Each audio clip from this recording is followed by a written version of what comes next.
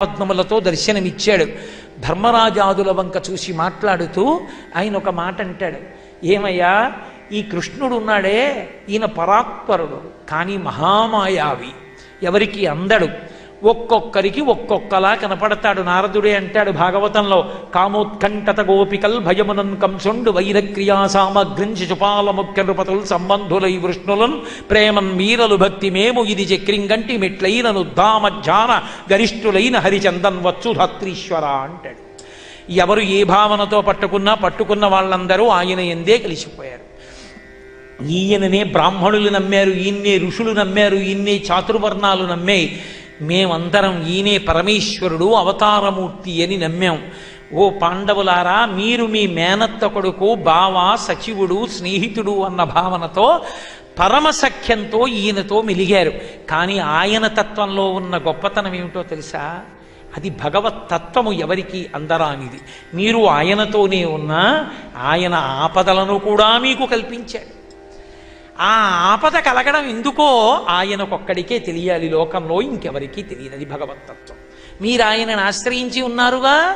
రాజట ధర్మజుండు సురరాజసుతుండట ధన్వి శత్రవోద్వేజకమైన గాంధీవము విల్లుయట, సారథి సర్వభద్ర సంయోజకుడైన కృష్ణుడట, ఉగ్రగదాధరుండు భీముడై యాజికి తోడువచ్చునట, ఆపద కల్గుటకేమి చోద్యమో.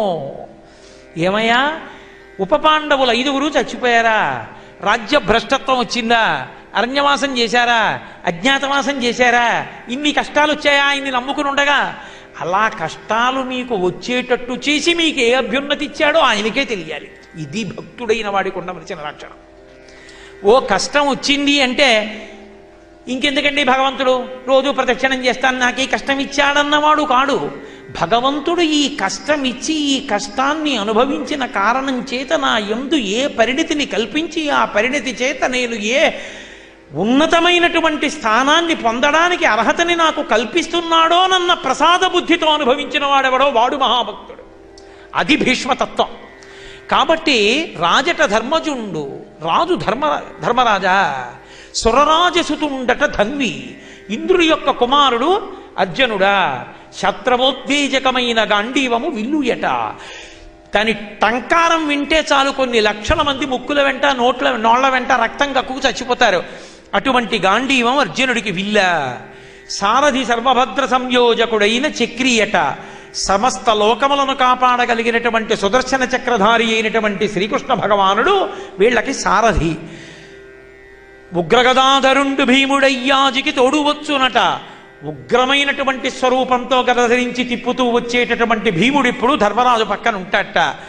ఇన్ని ఉన్నటువంటి వాళ్ళకి ఇన్ని కష్టాలు ఎందుకు వచ్చాయో, ఆపద కల్గుటకేమి చోద్యమో. ఈ కృష్ణుడు ఆ ఆపదల్ని మాత్రం ఎందుకు గట్టెక్కించలేదో? అసలు ఏ ఆపద నుంచి గట్టెక్కించలేదా? ఎన్నో ఆపదల నుంచి గట్టెక్కించాడు. ఈ ఆపదలు మాత్రం ఎందుకు ఉంచేశాడు అంటే, అన్నీ గట్టెక్కించిన వాడు ఇది గట్టెక్కించలేదంటే ఎక్కించకపోవడం వెనక కూడా ఏదో అనుగ్రహం ఉంది. ఎక్కించడంలో అనుగ్రహం ఉంది, ఎక్కించకపోవడంలో అనుగ్రహం ఉంది. ఆయన తత్వం ఏమిటో ఆయనకే తెలియాలి. ఆయన తత్వం ఒకరికి తెలుస్తుందా? అదయ్యా భగవానుడంటే, అదయ్యా కృష్ణుడంటే. ఏమి మాట్లాడతాడండి భీష్ముడు అని ధర్మరాజు వంక తిరిగన్నాడు. భీష్మాచార్యుల వారి జీవితంలో భీష్మాచార్యుల వారికి కురుపాండవుల యందు, పాండవులు అనక్కర్లేదు నిజానికి అందరూ కురుసంతతే, కానీ ఎన్ని వేల మందితోటో అనుబంధం ఉన్నా భీష్ముడు శరతల్పగతుడైన తరువాత ప్రాణోత్క్రమణమయ్యే ముందు కృష్ణ భగవానుడు ఎదురుగుండా ఉండగా స్మరించిన ఏకైక వ్యక్తి కుంతీదేవి. కుంతీదేవిని గురించి మాట్లాడాడు. ఎంతటి మహాతల్లయ్యా మీ తల్లి కుంతీదేవి, అటువంటి ఆడది ఉంటుందా లోకంలో? ఇన్ని కష్టాలు పడిందయా. పాండు మహారాజు శరీరాన్ని విడిచిపెట్టినప్పటి నుంచి నా బిడ్డలు వీళ్ళని వృద్ధిలోకి తేవాలని ఎన్ని కష్టాలు పడింది. అసలు కష్టాలు అనుభవించడానికే మీ అమ్మ పుట్టిందేమో, ఎంత గొప్పదయా కుంతి అన్నాడు. మహాభారతంలో అంపశయ్య మీద ఉండగా ప్రాణోత్క్రమణం అయ్యే ముందు కృష్ణ భగవానుణ్ణి స్తోత్రం చేసే ముందు భీష్మాచార్యుల వారు స్మరించి కితాబునిచ్చిన ఏకైక వ్యక్తి కుంతీదేవి. ఆవిడ లాంటి ఓర్పు కలిగిన తల్లి, ఆవిడలాంటి అసూయ లేని తల్లి, తోడికోడల బిడ్డల్ని కూడా తన బిడ్డల్లా పెంచగలిగినటువంటి తల్లి, అంతటి పరిణతి, అంతటి ఓర్పు, అంతటి విజ్ఞత, అంతటి త్యాగం, అంతటి భక్తి, అంతటి వైరాగ్యం ఉన్న వ్యక్తి మీకు భారతంలో ఇంకొకరు కనపడరు. అందుకే భీష్ముడి చేత స్మరింపబడింది. ఆ కుంతిదేవిని స్మరించి కృష్ణ భగవానుడి వంక చూసి, ఎదురుగుండా పరాత్పరుడు రాశీభూతమై కరచరణాదులతో నిలబడి ఉండగా కృష్ణుడి వంక చూసి స్తోత్రం చేసి ఆయనను యందు కలిసిపోయినటువంటి అదృష్టాన్ని పొందిన మహానుభావుడు భీష్మాచార్యుల వారు. ఆమె ఆ కృష్ణుడి వంక చూసి అంటాడు, ఎవరో తెలుసా ఈ కృష్ణుడు? మీరు బావ అనుకుంటున్నారు, సచివుడు అనుకుంటున్నారు, కానీ ఆ కృష్ణుడెవరో మహాపురుషులకు అర్థం కాలేదు. శిశుపాల వధ చేసి ధర్మరాజు సభామంటపంలో అగ్రపూజనందుకున్నటువంటి కృష్ణ తత్వము నా హృదయములో ప్రకాశిస్తోంది ఇంకా అంటాడు. ఆ సభలో మహాభారతంలో సభాపర్వంలో భీష్మాచార్యుల వారే ప్రధాన ప్రసంగం చేస్తాడు. ఆ కృష్ణతత్వం నా మనసులో మిదులుతోంది. ఇంత గొప్పవాడు, ఋషులకు అర్థము కానటువంటి వాడు ఎంత కిందకి దిగొస్తాడో తెలుసా? ఎంత ఆదుకుంటాడో తెలుసా? త్రిజగన్మోహన నీలకంతి తను విద్దీపింప ప్రాభాత నీరజబంధు ప్రభమైన చేలముపయిన్ రంజిల్ల నీలాలక వ్రజ సంయుక్త ముఖారవిందమతి సేవ్యంపై విజృంభింప మా విజయుంచేరెడు వన్నకాడు మది నావేశించు నెల్లప్పుడు. భీష్ముడంతటి మహానుభావుడు కోరుకున్న కోరికే. త్రిజగన్మోహన నీలకంతి తను ఉద్దీపింప, మూడు లోకములను ప్రకాశింపచేయగలిగినటువంటిది, మూడు లోకములను ప్రకాశింపచేసి అందరినీ ఆకర్షించగలిగినటువంటి నల్లని కాంతి తన శరీరమునందు నిక్షేపించుకున్నటువంటి వాడు. ఎందుకని? అది శాశ్వతత్వానికి ప్రతీక. ఈ లోకంలో ఏవైనా సరే చిట్ట చివరి స్థితికి వెళ్ళిపోయాయి అనడానికి గుర్తు ఏమిటంటే నలుపు తెలుపు. ఒకటి చిట్ట చివరి స్థితికి వెళ్ళిపోయిందంటే బొగ్గే వజ్రం. వజ్రం మనకు బొగ్గుకి బ్లాక్ డైమండ్ అని పేరు, అందుకే నల్ల వజ్రం అని పేరు. వజ్రం వజ్రేన అభినయేత్, వజ్రం వజ్రానికి బదలవుతుంది తప్ప వజ్రం ఇంకో దానికి బదలు కాదు. బొగ్గు వజ్రం అని పేరు. నల్లగా అయిపోయింది అంటే ఇంకా శాశ్వతత్వానికి వచ్చింది. ఖాళీ బొగ్గు అయిపోయిందండి అంటే అయిపోయింది, చిట్ట చివరి స్థితి, ఇంకా అది ఇంకేం అవదు. శాశ్వతత్వానికి నల్లతనం ప్రతీక. కరడుగట్టిన నల్లతనం కాదు, మేఘంలో ఉండేటటువంటి చల్లతనంతో కూడిన నల్లతనం. అంటే ఆకర్షణ శక్తి, అనుగ్రహ శక్తి రెండూ కలిసి మూర్తీభవించిన స్వరూపం కృష్ణతత్వం. కాబట్టి అది ఇంకా బూజైపోయి తెల్లగా అయిపోతే పరమశివుడు, తెల్లటి బూది శివుడు, నల్లటి బొగ్గు విష్ణువు. రెండూ శాశ్వతత్వానికి ప్రతీకలు. అంతేగాని ఆ నలుపు ఆ తెలుపు రెండు వర్ణాలు పెట్టి కొట్టుకుని దెబ్బలాడుకోమని కాదు. కాబట్టి త్రిజగన్మోహన నీలకంతి తను ఉద్దీపింప ప్రాభాత నీరజబంధు ప్రభమైన చేలముపయిన్ రంజిల్లా. ఇది సాకారోపాసనం అంటే. కృష్ణ భగవానుడి యొక్క సాకారమైనటువంటి స్వరూపాన్ని భీష్మాచార్యుల వారి యొక్క మనసు మీద ఎంత ముద్ర వేసుకున్నాడంటే ప్రాభాత నీరజబంధు ప్రభమైన చేలముపయిన్ రంజిల్లా. చిత్రం ఏమిటంటే భీష్మాచార్యుల వారిది శరీరమే కదండి, ఎంత మహానుభావుడైనా ఇన్ని బాణములతో కొట్టేస్తే నేను మంచం మీద పడుకోలేదు. ఆ కొట్టేసినటువంటి బాణముల పరంజా మీద పడుకున్నాడు. అవి అంగుళం దిగుతూ ఉండవు బరువుకి. ఎంత నెత్తురు కారుతుంటుంది, ఎంత నిప్పి భరించాడు ధర్మం కోసం. ఉత్తరాయణం వస్తే తప్ప స్వచ్ఛంద మరణం ఉన్నవాడు వదలకూడదు, దానికోసం ఆ నిప్పి భరిస్తూ అలాగే ఉన్నాడు. చిత్రం ఏమిటంటే కృష్ణ భగవానుని యొక్క స్తోత్రము చేయడంలో ఆ నిప్పి మరిచిపోయాడు. అది భక్తులకు ఉండే లక్షణం. భగవత్ కథాశ్రవణమునందు భగవంతుని స్తోత్రము చేయుటయందు శరీర బాధ విస్మరింపబడుతుంది. పొంగిపోతూ అంటున్నాడు, ప్రాభాత నీరజబంధు ప్రభమైన చేలముపయిన్ రంజిల్లా. ప్రభాత కాలంలో ఉండేటటువంటి సూర్యబింబం ఎటువంటి రంగుతో ఉంటుందో ఎర్రగా ఉదయించి బంగారు వర్ణంలోకి తిరిగిపోతుంది సూర్యబింబం. మీరు ఎప్పుడైనా సముద్రం ఉన్నటువంటి పట్టణాల దగ్గరికి వెళ్ళి సూర్యబింబాన్ని ఉదయించడం చూస్తే మొట్టమొదట అరుణారుణ కాంతులతో ప్రారంభమై విశాఖపట్నంలో ఒడ్డున కూర్చుంటే కనబడుతుంది. సముద్రంలోంచి ఎర్రటి బింబం వచ్చి సముద్రం అంతా ఎర్రటి కాంతి పడి పశ్చిమ దిక్కు వరకు పడుతుంది. ఆ ఎర్ర కాంతి కొద్ది నిమిషాల్లో మారిపోయి నారింజ రంగులోకి మారిపోతుంది బింబం. అలా నారింజ రింగులోకి మారిపోయిన బింబం తర్వాత ఇంకా దుర్నిరీక్షం కళ్ళతో చూడడానికి వీలు కాని రూపాన్ని పొందుతుంది. ఈ మార్పు ఎంతసేపు జరుగుతుందో ఆదిత్య హృదయం జరగడానికి అంతేసేపు పడుతుంది. వాల్మీకి మహర్షి అలా లెక్క కట్టించారు ఆదిత్య హృదయాన్ని. కాబట్టి ఆ నారింజ పండు రంగులో ఉన్నటువంటి బంగారు వర్ణంలో ఉన్నటువంటి సూర్యబింబం ఎటువంటి కాంతితో ఉంటుందో అటువంటి కాంతి కలిగినటువంటి ఉత్తరీయము ధరించినటువంటి కృష్ణ భగవానుడు అంటే ఏదో నీలతోగిత మధ్యస్థ విద్యుల్లేకే భువాస్వర అంటామే, అలా నీలమేఘ సంకాశమైనటువంటి దేహము, పచ్చని ఉత్తరీయము. అలా మహానుభావుడు ప్రాభాత నీరజబంధు ప్రభమైన చేలముపయిన్ రంజిల్ల నీలాలక వ్రజ సంయుక్త ముఖార విందమతి సేవ్యంబై విజృంభింప.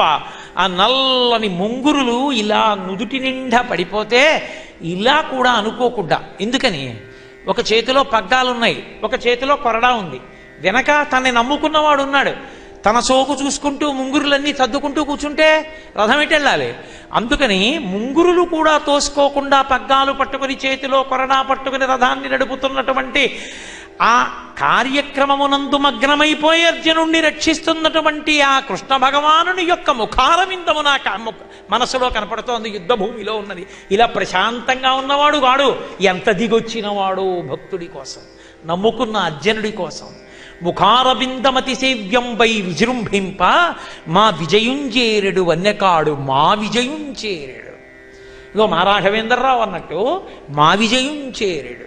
మా విజయుడంటే ఆప్యాయత, ధర్మం అటువైపు ఉంది, భగవంతుడు అటువైపు ఉన్నాడు. మా అర్జునుణ్ణి రక్షించుకోవాలని అంటే కృష్ణుని యందు అంత భక్తి తత్పరుడు కాబట్టి ఆయన్ని రక్షించడానికి అంత కష్టపడ్డవాడు. భక్తుల కోసం అంత దిగొచ్చేవాడు ఉన్నాడే. అర్థం కానితనం ఒక హద్దు అయితే ఇంత దిగి రావడం ఒక హద్దు. ఈ దిగొచ్చేసిన హద్దుని ప్రస్తుతి చేస్తున్నాడు. ప్రస్తుతి చేస్తూ మా విజయుంచేరుడు వన్యకాడు మదిని ఆవేశించు నెల్లప్పుడు, ఎల్లప్పుడూ కూడా నా మదిని అటువంటి కృష్ణ భగవానుడు ఆవేశించి ఉండుగాక. ఒక క్షణం పట్టుకోవడం, ఒక క్షణం విడిచిపెట్టడం కాదు. అబ్బబ్బబ్బా, ఆ సౌలభ్యంతో కూడుకున్న ఆ రూపం ఉందే, అది నా మనసు మీద ముద్రపడి ఎప్పుడు దానినే నేను ధ్యానించినటువంటి కారణము చేత ఆ రూపము నుండి స్రవించేటటువంటి మందార మకరంద పానము చేత నా మనసు మత్తికి ఎన్నడూ దాని ఎందు విహరిస్తూ ఉండుగాక. అంబుజోదర దివ్యపాదార వింద చింతనామృతపాన విశేషమత్త చిత్తమేరీతి ఇతర విషయంబు చేరనేర్చు వినుత గుణశీల మాటలు వేయునేలా అంటాడు ప్రహ్లాదుడు. అటువంటి స్థితిని అనుభవించుగాక అని హయరింకాముఖధూళి ధూసర పరిన్యస్తాలకోపేతమై రయజాత శ్రమతోయ బిందుయుతమై రంజిల్లు నిమ్మోముతో జయము పర్ధునకిచ్చు వెట్కనని నా శస్త్రాహుతించాల నొచ్చిలు బోరించు మహానుభావు మదిలో చింతింతున శ్రాంతమును. ఎంత కిందకి దిగొచ్చేస్తాడో చెప్తున్నాడు భీష్ముడు. హయరింకాముఖధూళి ధూసర పరిన్యస్తాలకోపేతమై ఆయన రథం మీద సారథ్యం చేస్తూ వెడుతుంటే వెనక అర్జునుడు యుద్ధం చేస్తుంటే ఆ రథాన్ని జాగ్రత్తగా తప్పిస్తూ అర్జునుడికి ఇబ్బంది రాకుండా అర్జునుడు ఎవరితో యుద్ధం చెయ్యాలనుకుంటున్నాడో వాళ్ళ ముందు రథాన్ని తీసుకెళ్ళి నిలబెట్టేటటువంటి ప్రక్రియ యందు ఎక్కడా వైక్లభ్యాన్ని పొందకుండా రథాన్ని తోలుతున్న ప్రక్రియ యందు మగ్నుడై ఉండగా ఎదురుగుండా వెడుతున్నటువంటి గుర్రముల యొక్క డెక్కల నుండి పైకి లేచినటువంటి ధూళి చెమట పట్టిన ఆయన నుదుటి మీద అట్టకట్టి ఉండగా పరిన్యస్తాలకోపేతమై రేజాతశ్రమతోయు బిందుయుతమై రంజిల్లు నిమ్మోముతో జయము పార్థునికిచ్చు వెట్కనని, జయం పార్థుడికి ఇప్పించాలని తనని నమ్ముకున్నవాడని పార్థసారథి అని పేరు పెట్టుకుని లోపల కూర్చున్నవాడిని కొట్టే ముందు సారథిని కొట్టాలి కాబట్టి ఆయన భగవానుడని తెలిసిన్నప్పటికీ నేను అనేకమైన అస్త్రములతో కొడితే ఆయన ఒంటికి దెబ్బలు తగిలితే దెబ్బల చేత ఆయన ఒళ్ళంతా పూచిన మోదుగు చెట్టులా ఉన్నా లోపల కూర్చున్న తన భక్తుణ్ణి రక్షించుకోవడం కోసమని ఇంత పరిశ్రమించిన కృష్ణుడు నా మనసును ఎల్ల కాలముల యందు ఆవేశించి ఉంటాడు. ఇంత దిగొచ్చేవాడు కదయా. తనకున్ భృత్యుడు వీనికాచుట మహాధర్మంబు ఉమ్మంచు పగ్గములన్ సజ్జోగంబునన్ పట్టుచున్ మునికోలన్ ఘోటకములన్ మోదించి తాడించుచున్ జనులన్ మోహమునందజేయు పరమోత్సాహం ప్రశంసించదన్. తనకున్ భృత్యుడు వీనికాచుట మహాధర్మంబు ఉమ్మంచు, నా భృత్యుడయ్యా వీడు, నా సేవకుడు. అర్జునుడు తెల్లవారి లేస్తే బావా బావా బావా అని నా వెంట తిరుగుతూ ఉంటాడు, వాడిని రక్షించుకోవద్దు, అది నాకు పరమధర్మం అని ఒక చేత్తో పగ్గాలు పట్టుకుని, ఆయన కర్మ ఒక రథానికి సారథ్యం చేయడం, ఒక చేత్తో పగ్గాలు పట్టుకుని ఒక చేత్తో కొరడా పట్టుకుని ఘోటకములను మోదించి తాడించుచున్ ఆ గుర్రాల్ని ఇలా ఇలా కొడుతూ ఏదైనా ఒక పని చెయ్యాలి అంటే అది తనకి ప్రధాన విద్య అయి ఉండాలి. కృష్ణుడికి పశుపోషణం, గోపాల బాలుడైన ఆయనకి రథసారథ్యం చేయవలసిన అవసరం లేదు. మహాభారత కాలంలో అది తమకు అవసరం కాకపోయినప్పటికీ సారథ్యాన్ని విలాస విద్యగా స్వీకరించి, హాబీగా విలాస విద్యగా స్వీకరించి అటువంటి సారథులు లేరనిపించుకున్న మహానుభావులు ఇద్దరే ఉన్నారు. ఒకడు కృష్ణ భగవానుడు, వేరొకడు సైంధవుడు. సైంధవుడు అంత గొప్పవాడే, శల్యుడు అంత గొప్పవాడే, కృష్ణ భగవానుడు అంత గొప్పవాడే. సారథ్యంలో అంతటి నిష్ణాతుడైనటువంటి కృష్ణుడు అర్జునుడికి సారథ్యం వహించాడు. శల్యుడు సారథ్య శక్తి ఉన్నప్పటికీ పొగట్టలకి లొంగిపోయి తాను పాడయ్యాడు, తనని నమ్ముకున్న వాళ్ళని పాడు చేసేశాడు. కాబట్టి అటువంటి కృష్ణుడు విలాస విద్యగా నేర్చుకున్నటువంటి దాన్ని యుద్ధంలో నే సారథ్యం చేయడం ఏమిటా, అది నా పనికి తగుతుందా అనకుండా వీడు నా భృత్యుడు, వీడిని రక్షించుకోవాలని తాను సారథ్యం చేసి ఒక చేత్తో పగ్గాలు పట్టుకుని ఓ చేత్తో కొరడా పట్టుకుని విలాసంగా ఇలా ఇలా తోలుతుంటే ఆయన యొక్క త్రిజగన్మోహనమూర్తిని చూసి అందరూ ఆశ్చర్యపోతూ ఆకర్షింపబడి ఆనందింపబడి పడిపోయేటట్లు చేసినటువంటి పరమోత్సాహం ప్రశంసించదన్. ఆ రూపాన్ని ప్రశంసించకుండా ఎలా ఉండగలను?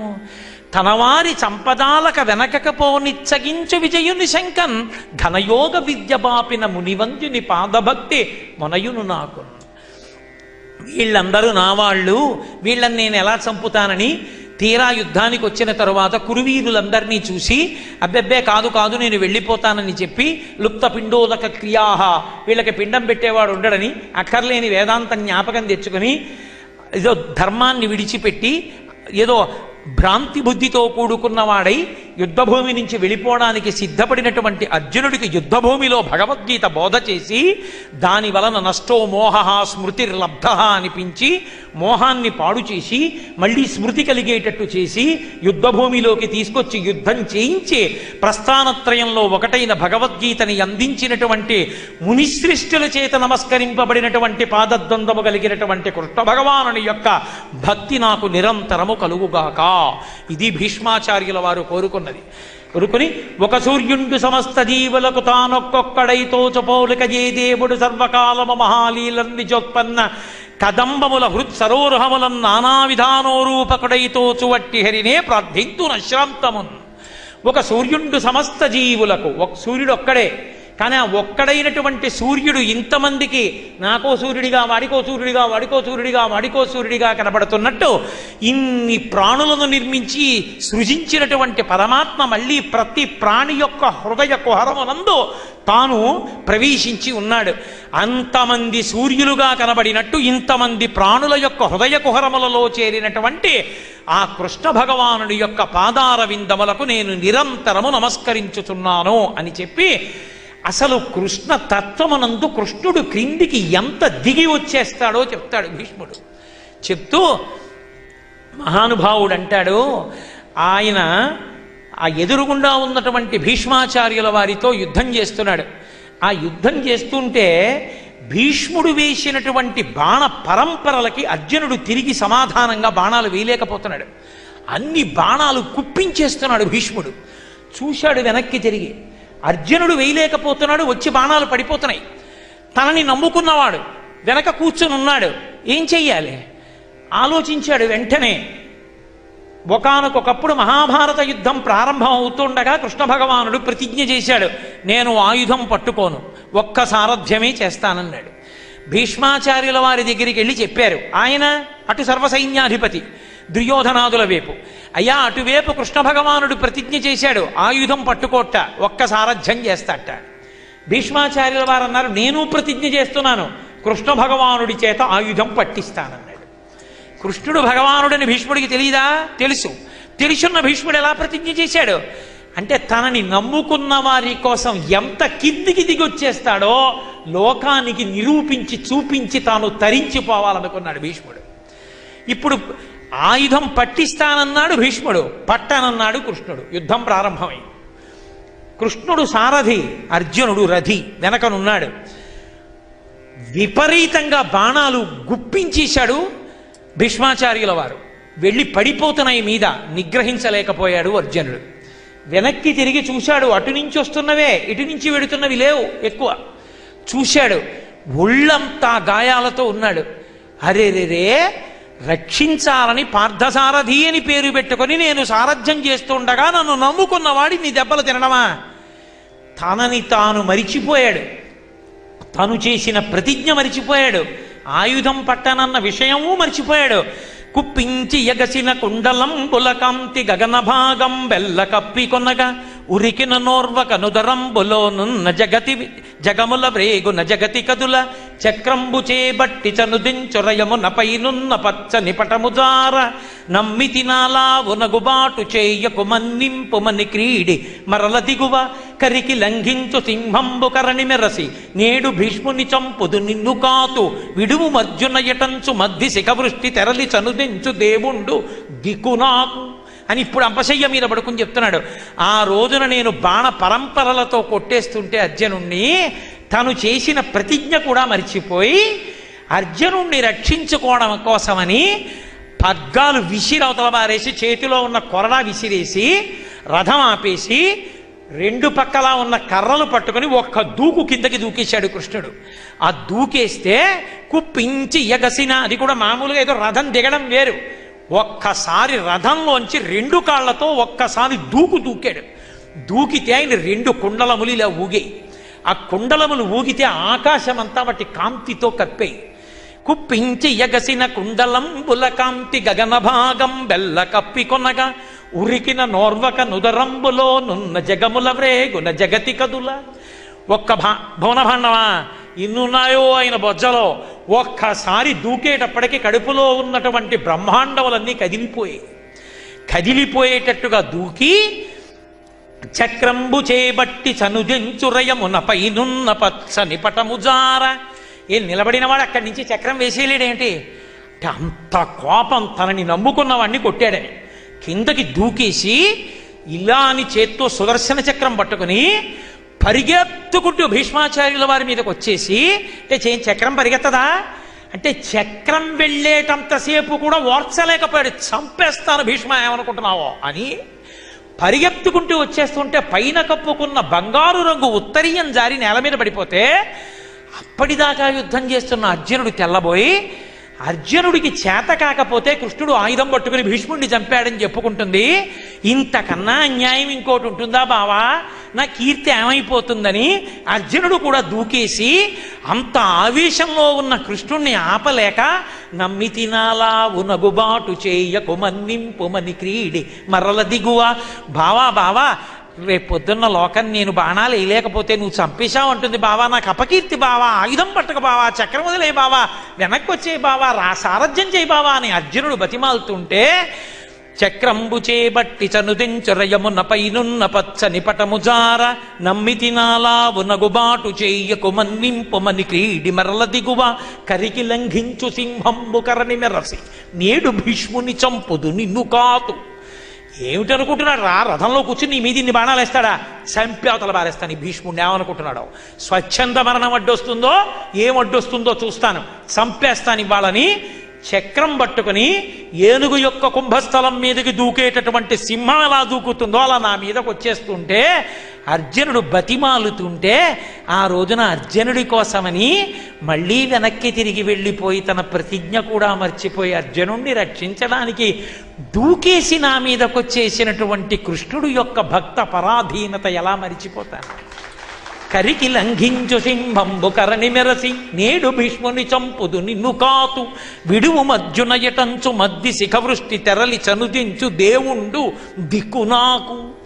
అర్జునుణ్ణి కాపాడడానికి వచ్చిన ఆ దేవుడు ఉన్నాడే, వాడే నాకు దిక్కు, వాడి ఎందే నేను కలిసిపోతాను, వాడు నా మనసును ఆవేశించుగాక, ఆఖరి సమయమునందు నా మనసు ఎందు ఏదీ కదలకుండుగాక అని ప్రార్థన చేసి కాలి బొటన వేలి నుంచి ప్రాణశక్తిని ఉపసంహారం చేసి ఊర్ధ్వముఖ చలనం చేయించి తనలో ఉన్నటువంటి ప్రాణవాయువుని పైకి తీసి కృష్ణ భగవానుడి యందు ఐక్యం చేసి తరించిపోయినటువంటి మహానుభావుడు భీష్మాచార్యుల వారు.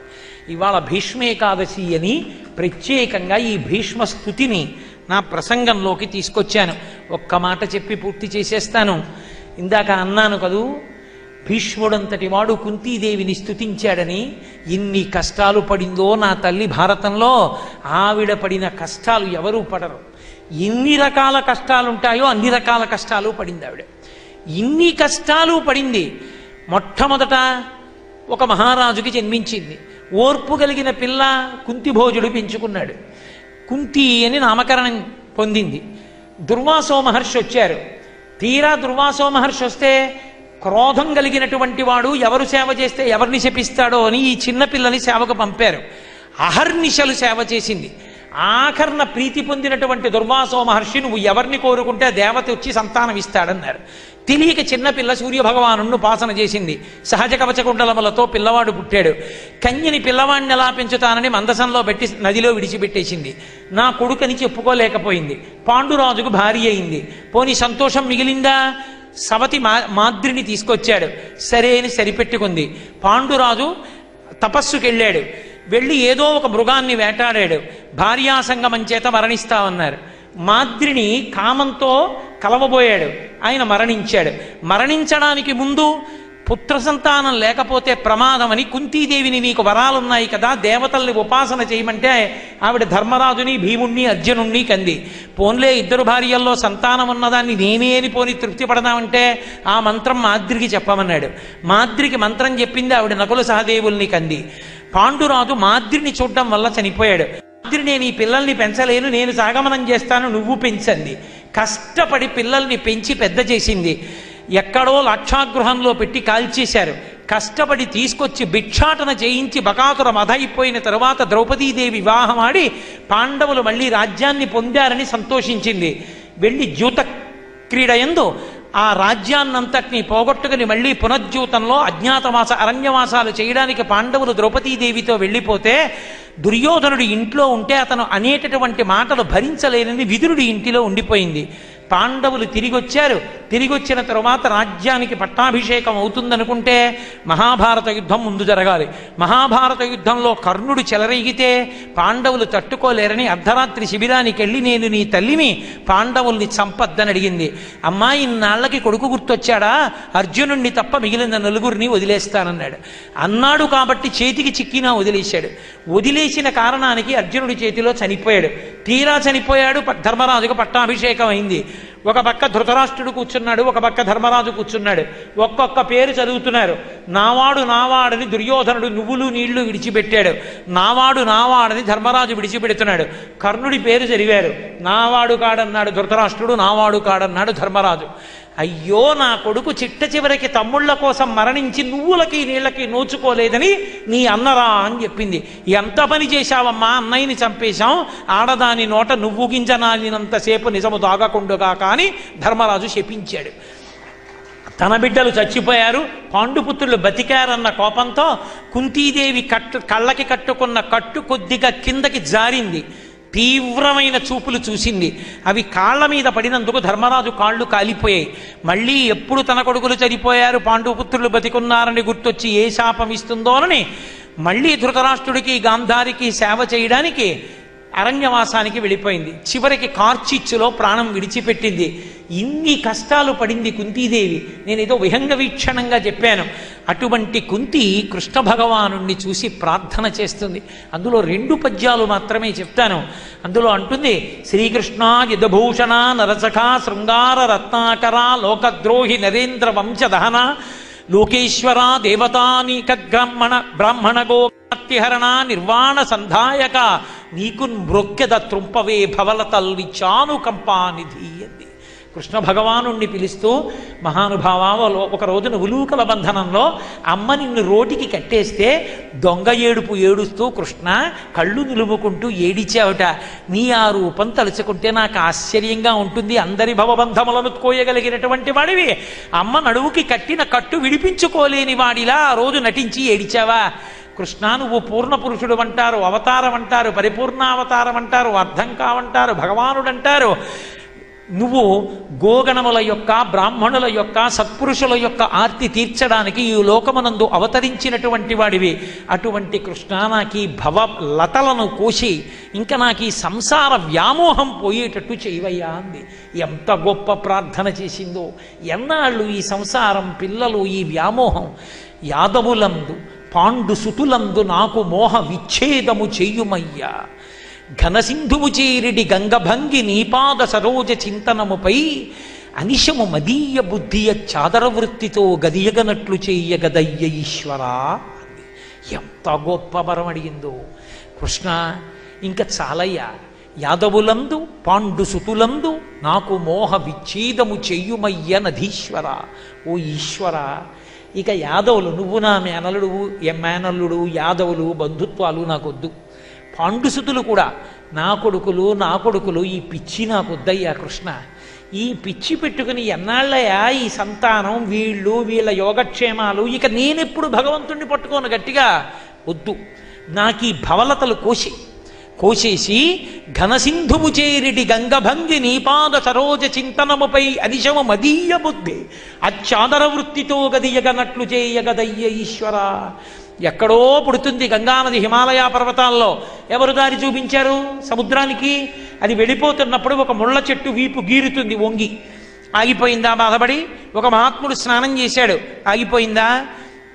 ఇంకొకరు మలమూత్ర విసర్జన చేశారు, కుందిందా?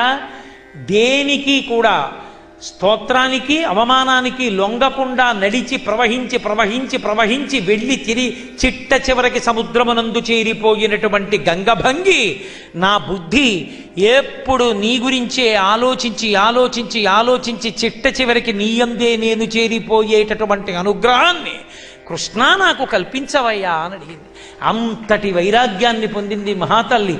అటువంటి కుంతి ప్రార్థన, అటువంటి భీష్మ ప్రార్థన, అటువంటి భాగవతంలో ఉన్నటువంటి ప్రతి పద్యం కంఠగతం కావాలి. అన్ని కాకపోయినా కనీసం కుంతీదేవి ఆ భీష్మాచార్యుల వారు చేసినటువంటి పద్యాలైనా కంఠగతాలై ఉండాలి. మందార మకరందంతో కూడుకున్నటువంటి అద్భుతమైన పద్యాలతో పోతన గారు మన కొరకు ఆంధ్రీకరించి ఇచ్చినటువంటి భాగవతం. కాబట్టి రేపటి రోజున మళ్ళీ తిరిగి 6:30 మనం కలుసుకున్నప్పుడు మళ్ళీ భాగవతంలో కృష్ణ భగవానుడు నా చేత పలికించినంత మేర పలుకుతాను. మంగళాశాసన పరై మదాచార్య పురోగమై సర్వైశ్చ పూర్వైరాచార్యై సత్కృతాయాస్తు మంగళం. మంగళం కోసలేంద్రాయ మహనీయ గుణాత్మనే చక్రవర్తి తనూజాయ సర్వభౌమాయ మంగళం. ఉమాకాంతాయ కాంతాయ కామితార్థప్రదాయినే శ్రీగిరీశాయ దేవాయ మలినాథాయ మంగళం. సర్వం శ్రీ ఉమామహేశ్వర పరబ్రహ్మార్పణమస్తు. స్వస్తి.